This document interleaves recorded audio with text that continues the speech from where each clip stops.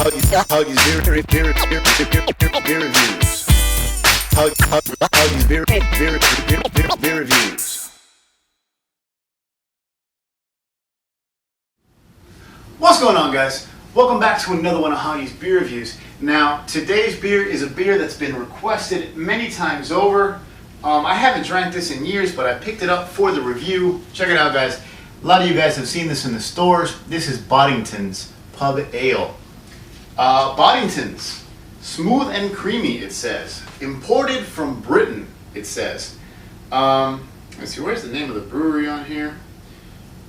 Brewed by oh crap, this is an InBev product. So I don't do that much research before I do this. Okay, so this is InBev. This is the same people that now own Beck's and Budweiser and all that stuff.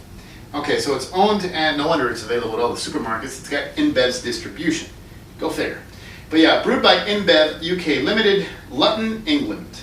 Product of Britain, imported by Import Brands Alliance, St. Louis, Missouri. Alright, well, I won't be buying this again. But I did drink this. I think I reviewed this on my blog back in like 08, 09, something like that. This is just one of those beers that you see a lot in the stores.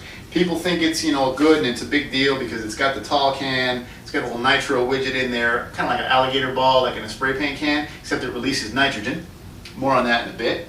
You know, I mean, the Guinness cans come like this, so, you know, people think it's a big deal. I had it years ago, didn't think much of it.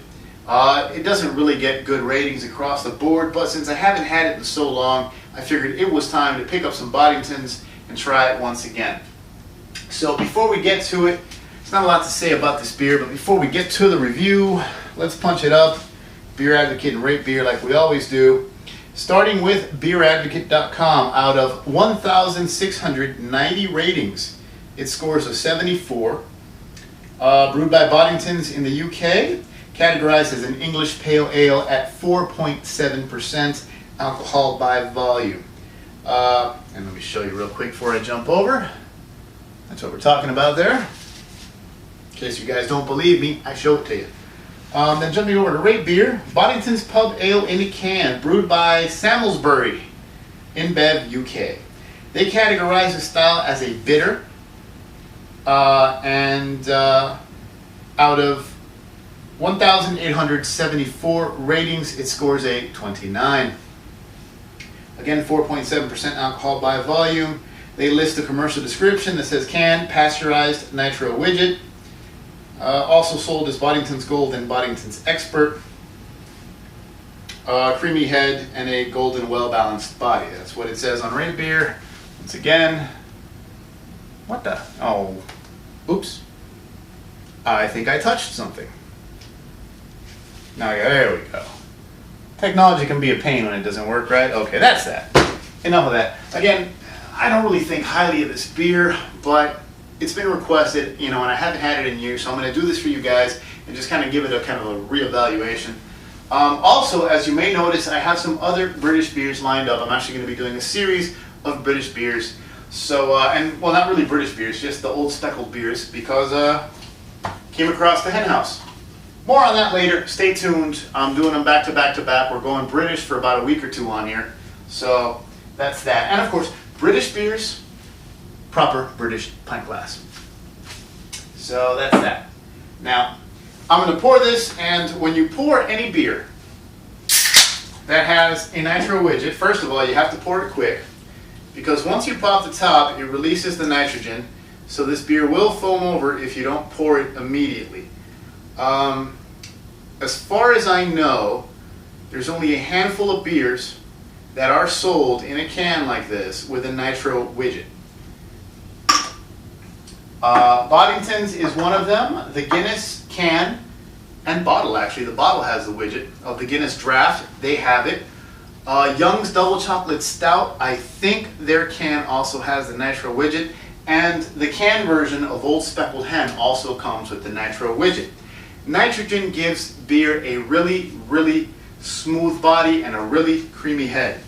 But what happens is, because of the nitrogen, you get this cascade effect, kind of an upside down waterfall kind of thing, and you have to let that settle before you can fully enjoy your beer.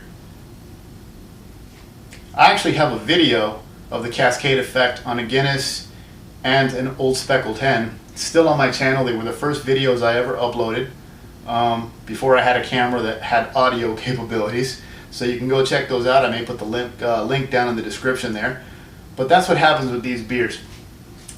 Guinness Draft, usually at the bars, the tap line for the Guinness Draft is also running on nitrogen as opposed to CO2, which runs normal tap lines. Same thing for Old Speckled Hen. I love getting that on tap at like British restaurants and British pubs because it's great. Nitro beers are great on tap. They really are. And the nitro widget that they put in these cans also makes them just as good, just as tasty, just as creamy at home. So Boddingtons with the nitro widget. Now that it has settled, take a look at the beer. Take a look at that dense, thick head. I wish I could tip it over so you guys can see it. There are just no bubbles, man. It's just pure foam.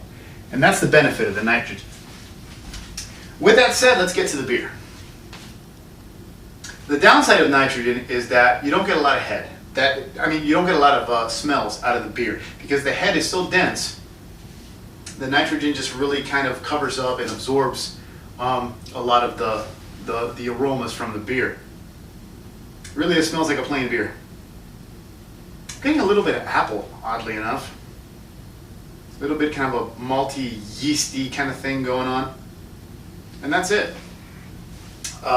This is a golden, light golden kind of color. Obviously clear, see-through, filtered. Nothing spectacular looking or smelling. So let's get to the tasting. Cheers, and thanks for tuning in.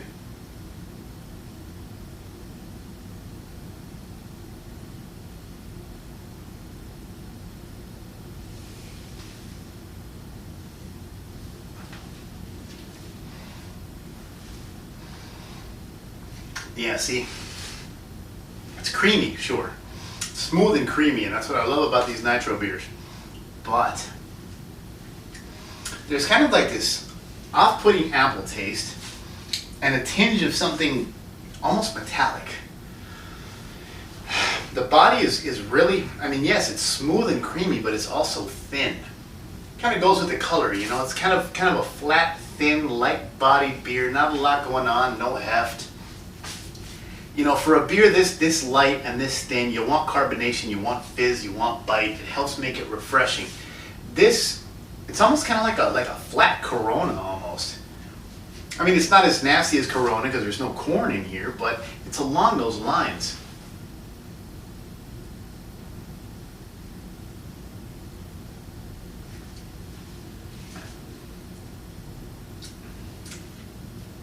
It tastes yellow. I don't know how else to describe it. Rate Beer categorizes this as a bitter. Bitter tends to be a more hoppy beer, not in an American way, in a British way. It really is just kind of a plain bitter, but there's a little more kick and more heft. This is not a bitter. This is more of a kind of like a British golden ale, but a very bland, very plain, and slightly metallic-y one. This beer, I agree with my assessment from 2008, 2009. So 5 years later, this beer still sucks. It's plain, and these I don't know if it's the can or the brew itself, but it's got this metallic-y thing going on. I'm not really fond of it.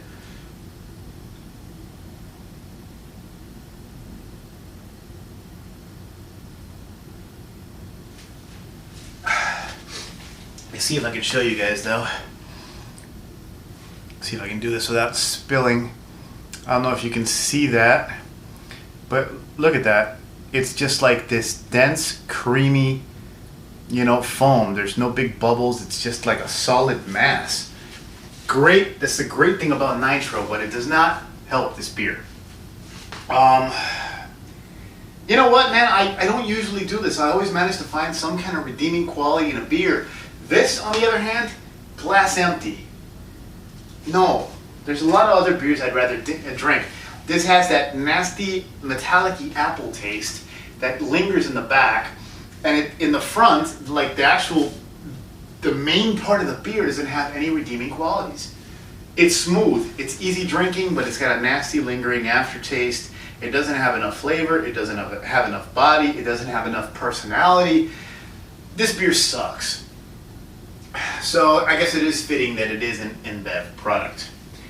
Glass empty, Boddingtons Pub Ale in the Nitro pint. If you see it and you're curious, put it back down and buy something else. And that's it. I'm done with this one, but I'll be back with more British beers.